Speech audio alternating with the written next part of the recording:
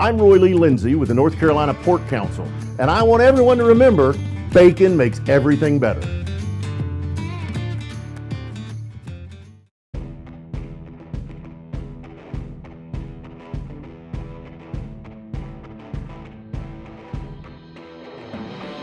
Welcome back to the David Glenn Show. Our next guest, we have been able to introduce in the past as an NCAA champion because he was the Louisville assistant coach when the Cardinals won it all a little bit more than a decade ago.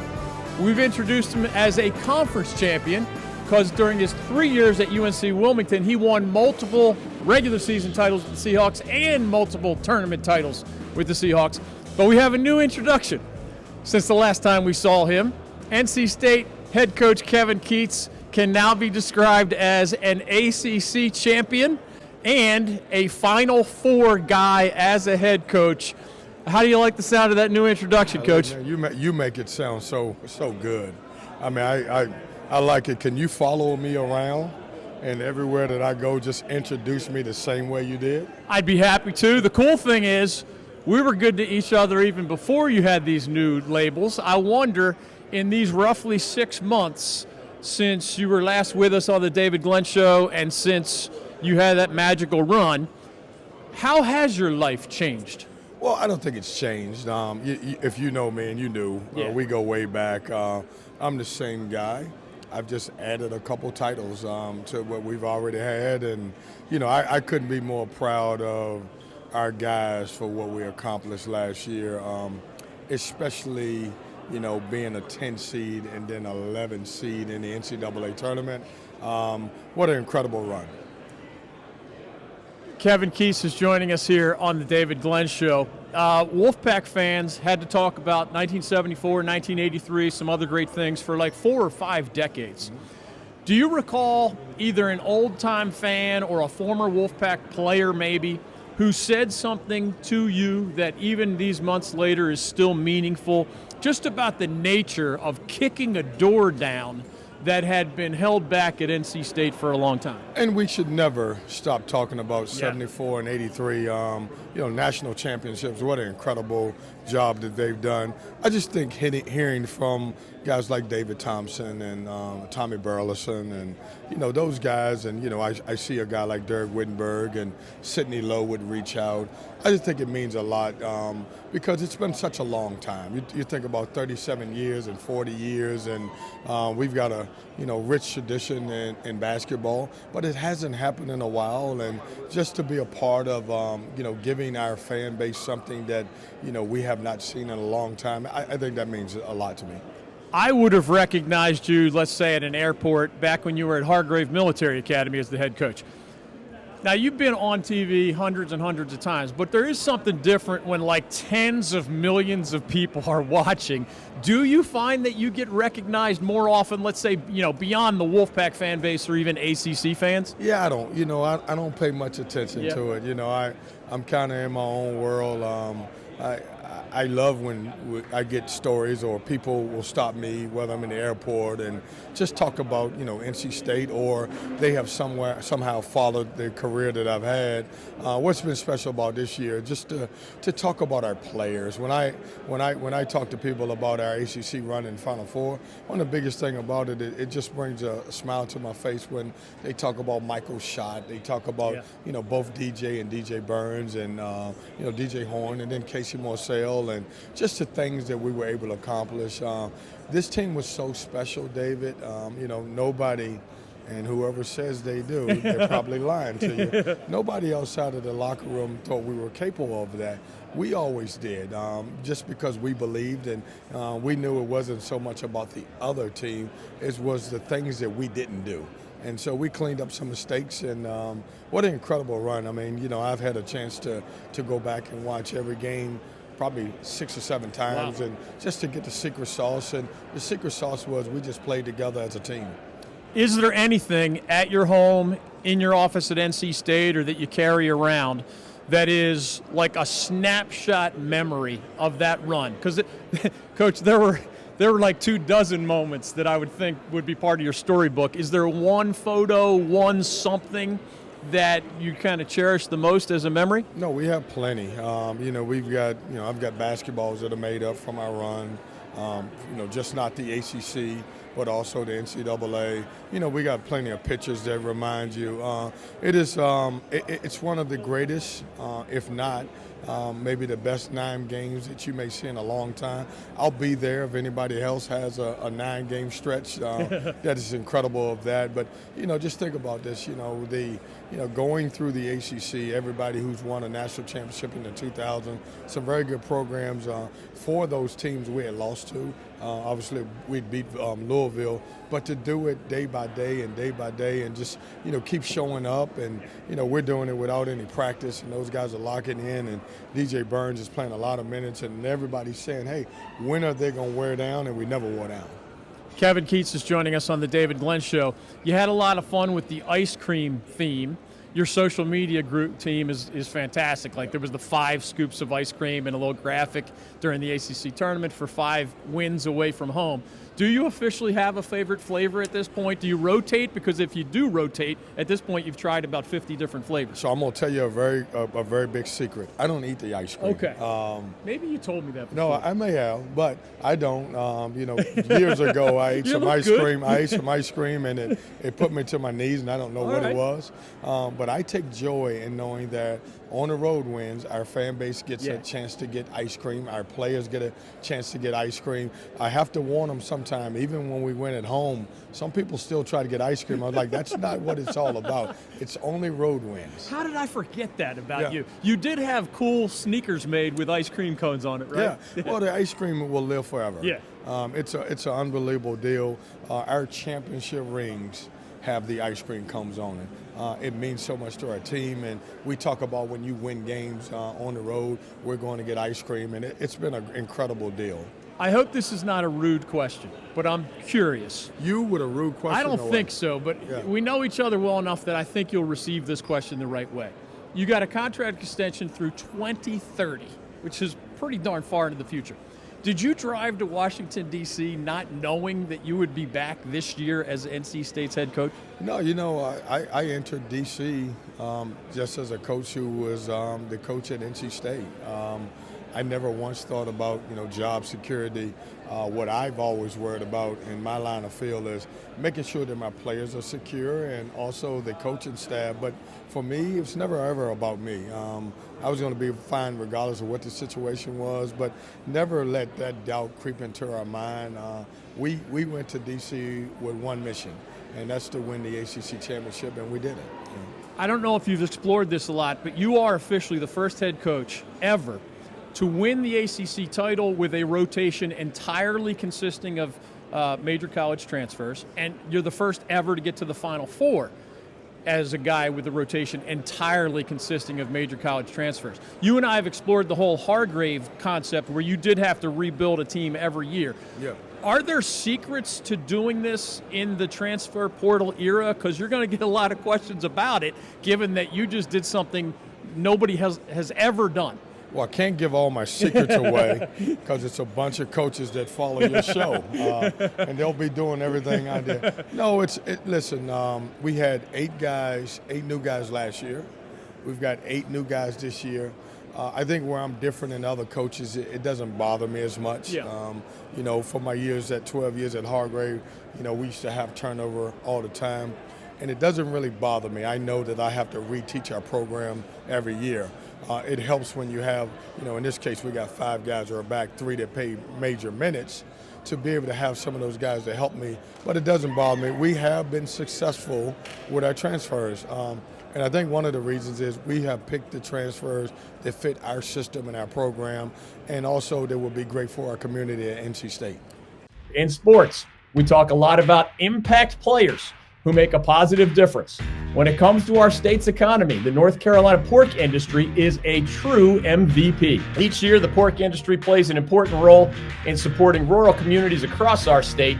It contributes more than $10 billion a year to the North Carolina economy and supports more than 44,000 jobs. Learn more about their positive impact at ncpork.org. The North Carolina Pork Council, the foundational partner of the North Carolina Sports Network. Michael Berard, Managing Director Investments with the Founders Group at Stifel, works with a select group of high net worth individuals and institutions to develop and implement investment plans tailored to their specific objectives and risk tolerances. If you are interested in highly personalized, well-researched guidance and outstanding personal service, you can contact Michael at 984-364-2002. That's 984-364-2002. Stifel Nicholas and Company Incorporated, member SIPC and NYSE. Part of the wisdom you've shared with us over the years is that in some seasons, there are elite teams, there are bottom teams, but for everybody else, the difference between winning and losing is kind of that razor-sharp edge. With that in mind, if Isaac McNeely of Virginia hit free throws, and he's an 80-whatever% free throw shooter, your magic doesn't happen. I mean, that's crazy to me. Did you ever send a thank you note to Isaac McNeely, and was that a reminder to you of this razor-sharp edge? I did not send a reminder note to Alex McNeely because the problem is that, he's probably feeling bad for missing those free throws. He's here this weekend, I know, or this week. And I'm grateful for it. But, I look at it, and Michael hit an incredible shot. Yeah. But, there are opportunities that we had early in the game to take advantage of some things that we didn't. Now, the shot's the shot. He missed the free throws. Michael make a great play. But when you look at it, coaches will always tell you that one game or one shot or that one moment doesn't win or lose a game. It's so many different plays throughout the entire game. You've been around this new team for quite a while. You haven't played a game yet, obviously. Is it, at this point, can you tell that the personality is different in any way or the chemistry is different in any way? Yeah, I don't want to ever make a mistake and compare this team to last year.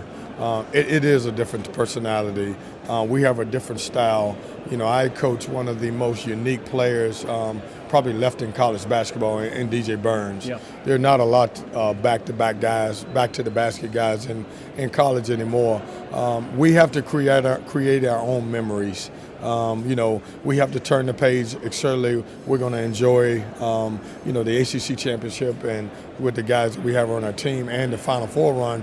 But this group has to create their own momentum, and that's what we're going to do. On the outside, we laugh when we see a former UNC player transfer to NC State. There's just something goofy about that.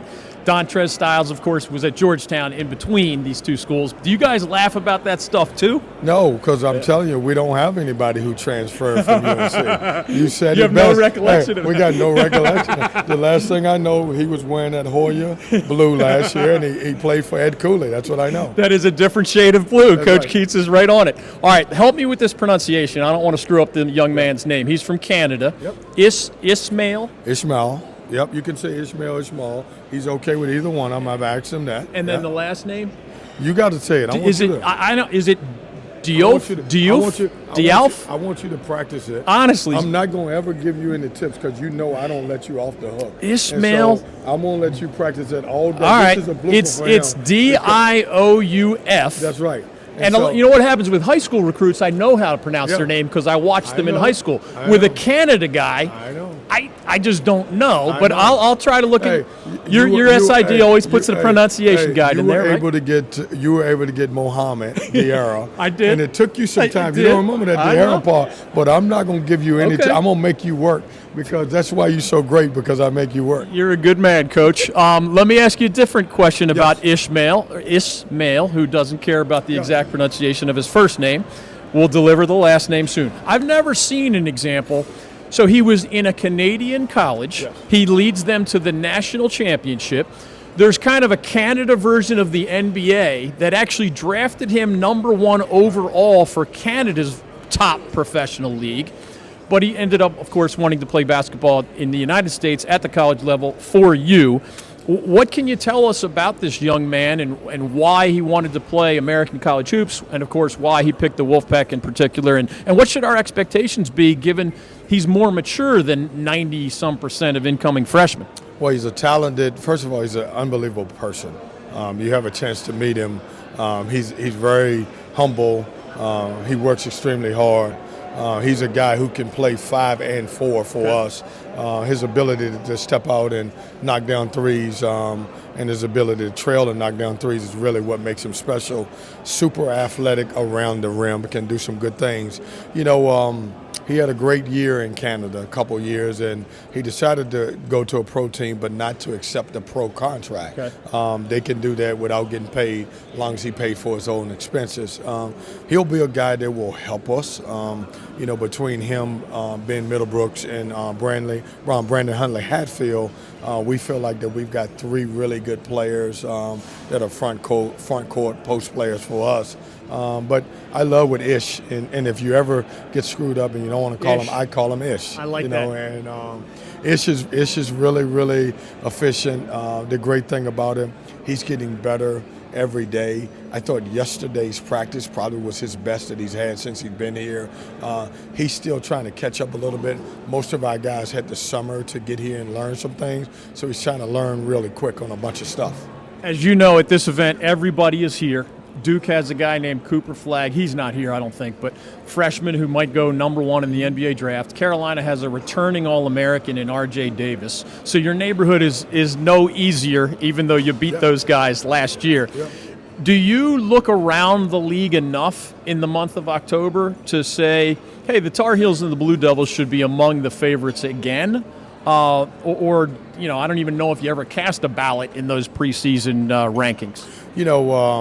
I used to. Okay. I'm going into year 8, and it's very dangerous, and it's not good for my mental if I decide to look at those guys and see how good they are. Obviously, the 2 guys that you name, RJ and Cooper, are unbelievable talents, and they're really good basketball players.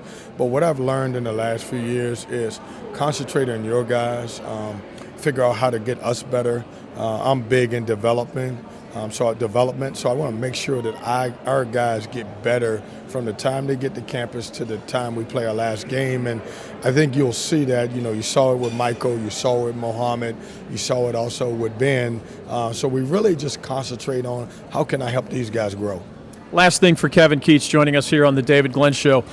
I don't know how often you see Wolfpack Nation from April to October, but what would your message to them be if maybe you haven't been sort of eyeball to eyeball with them very often in the last 6 months? Yeah, I would just say we're a work in progress. We're going to get better. I say this every year. It's not a sprint, it's a marathon. And, a lot of our guys early in the year were just okay. But we got better as we went along. We lost, I want to say, 7 games within 5 points. And that was a team that needed to grow to get over the hump.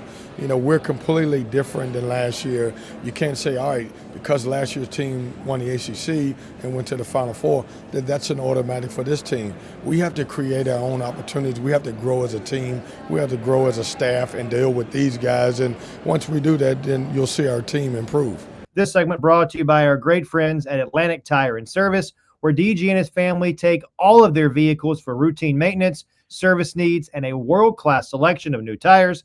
Atlantic Tire and Service, your one-stop tire and auto repair provider with highly trained technicians and a sales and support staff that are second to none. They've grown to 6 Triangle area locations, 2 in Raleigh, 2 in Cary, 1 in Durham, and 1 in Wake Forest. You can learn more online at AtlanticTireOnline.com. I'm going to squeeze one last thing in. All right. Because I haven't seen you in a You while. always say the last one. I know. I feel like I know you pretty well because you've been just very friendly and transparent and outgoing in our conversations over the years, but I don't think I've ever asked you this. You do strike me as somebody who, if there was an angry mob around you, you don't get too low or panicky.